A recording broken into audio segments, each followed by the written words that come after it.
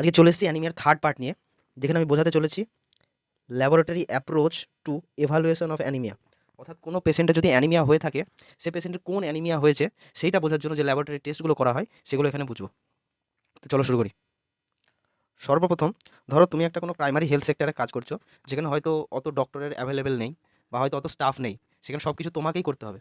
এবং তোমার কাছে একটা গ্রামের একটা পেশেন্ট এসছে এবং অ্যানিমিয়ার সমস্ত সিমটমস তোমাকে বললো যে ক্লান্তি ভাব হচ্ছে, কোনো কিছুতে কনসেন্ট্রেট করতে পারছে না, খিদে লাগছে না, মাথা ব্যথা করছে, এসব সিমটমস তোমাকে বললো। এবার তুমি বুঝতে পারলে যে ওই পেশেন্টের হয়তো অ্যানিমিয়া হতে পারে।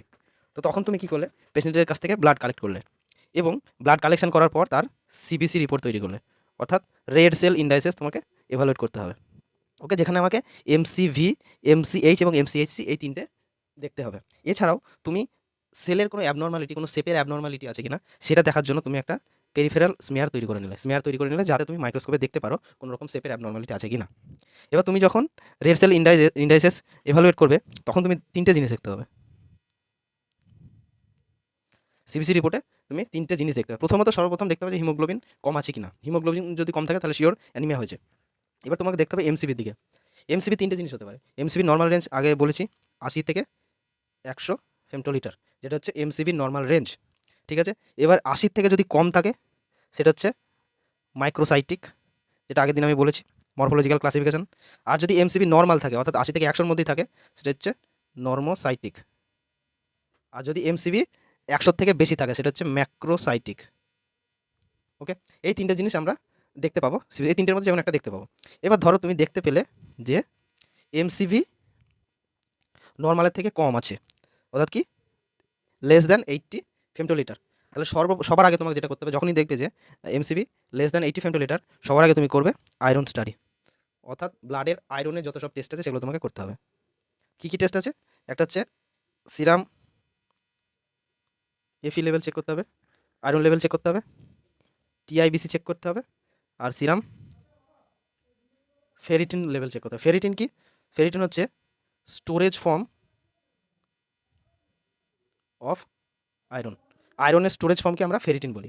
তো আমাকে এই তিনটে জিনিস টেস্ট করতে হবে যদি দেখি এমসিভি লেস দ্যান 80 ফেমটোলিটার। ওকে, তো চেক করে কী পাবো? টেস্ট করে যদি আমি দেখি যে ফেরিটিন লেভেল নর্মালের থেকে কম, ঠিক আছে, ফেরিটিন এই এফি লেভেল আয়রন লেভেল যদি নর্মালের থেকে কম দেখি, টিআইবিসি হাই দেন নর্মালের থেকে যদি টিআইবিসি হাই দেখি, আর ফেরিটিন লেভেল যদি লো দেখি, কি দেখি?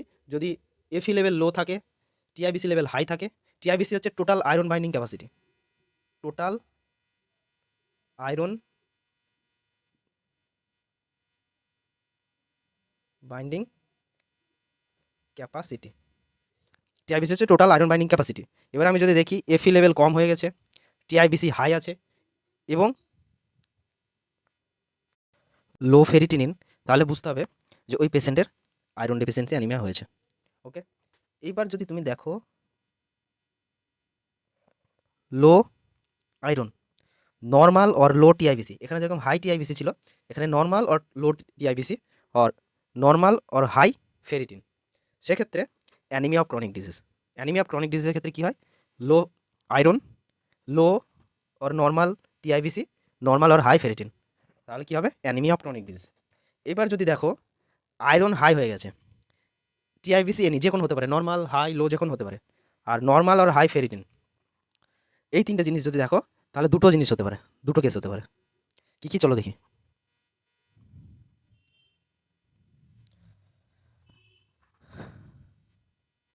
যদি তুমি দেখো যে আয়রন ওভারলোড হয়ে গেছে, অর্থাৎ আয়রন বেশি হয়ে গেছে ব্লাডে, সেক্ষেত্রে তোমাকে পেরিফেরাল ব্লাড স্মেয়ার করতে হবে এবং সিডারো সাইড দেখতে হবে, সিডারো সেল দেখতে হবে, এবং বোন ম্যারোতে সিডারো ব্লাস্ট সেল দেখতে হবে। যদি আয়রন ওভারলোড হয়ে যায়, পেরিফেরাল ব্লাড স্মেয়ার করতে হবে এবং মাইক্রোস্কোপে দেখতে হবে সিডারো সাইড এবং সিডারো ব্লাস্ট দেখতে পাচ্ছ কিনা। সিডারো সাইড ব্লাডে দেখতে পাচ্ছ কিনা, আর বোন ম্যারোতে সিডারো ব্লাস্ট দেখতে পাচ্ছ কিনা। যদি দেখতে পাও তাহলে সেটা হচ্ছে সিডারো ব্লাস্টিক অ্যানিমিয়া। ওকে, এবার তুমি দেখছো আয়রন ওভারলোড হয়ে গেছে, বাট তুমি সিডারোসাইট বা সিডারোব্লাস্ট কিছু দেখতে পেলে না। তুমি কি দেখতে পাচ্ছ? Tear drop cell. Tear drop cell কীরকম? আরবিসি অনেক সময় টিয়ার ড্রপ সেল হয়ে যায়, ঠিক এরকম টিয়ার ড্রপ সেল। ওকে, আর হচ্ছে স্প্লিনোমেগালি, অর্থাৎ স্প্লিন ফুলে যাওয়া। আর পজিটিভ ফ্যামিলি হিস্টোরি, অর্থাৎ পেশেন্টের ফ্যামিলি হিস্টোরি যখন নেওয়া হলো তখন দেখা গেলো যে এই কেস দেখা যায় প্রতিটা ফ্যামিলির মেম্বারের ক্ষেত্রে, তখন তোমাকে বুঝতে হবে যে ওই পেশেন্ট হচ্ছে থ্যালাসেমিয়া পেশেন্ট, থ্যালাসেমিয়া হয়েছে। ঠিক আছে, এবার যদি থ্যালাসেমিয়া হয় তখন তোমাকে হিমোগ্লোবিন ইলেক্ট্রোফোরেসিস করতে হবে, হিমোগ্লোবিন ইলেক্ট্রোফোরেসিস করতে হবে। যে কোন হিমোগ্লোবিনের ভাগ আছে, কোন হিমোগ্লোবিন কত পার্সেন্ট আছে সেটা তোমাকে দেখতে হবে। ওকে, এটা গেল যদি এমসিবি লেস দ্যান 80 ফেমটোলিটার থাকে। ঠিক আছে, এবার ধরো এমসিবি নর্মাল আছে, অর্থাৎ এমসিবি 80 to 100 ফেমটোলিটারের মধ্যেই আছে, কিন্তু আবার তুমি দেখছো হিমোগ্লোবিন লো আছে নর্মালের থেকে, তাহলে তখন তোমার কী করতে হবে, examination of peripheral blood smear, peripheral blood smear examination করতে হবে এবং দেখতে হবে কোনো রকম কোনো অ্যাবনর্মাল সেল আছে কিনা।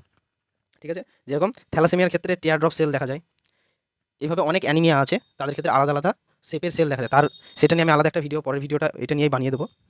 এবং পেরিফেরাল ব্লাড স্মিয়ার দেখতে হবে, এছাড়াও দেখতে হবে কোনো রকম কোনো ব্লাড লস হয়েছে কিনা, কোনো রকম কোনো বোন ম্যারো সাপ্রেশন হয়েছে কিনা দেখতে হবে। বোন ম্যারো সাপ্রেশন হলে অ্যাপ্লাস্টিক অ্যানিমিয়া হবে, অ্যাপ্লাস্টিক অ্যানিমিয়া হবে, তো এগুলো দেখতে হবে যদি এমসিবি নর্মাল থাকে।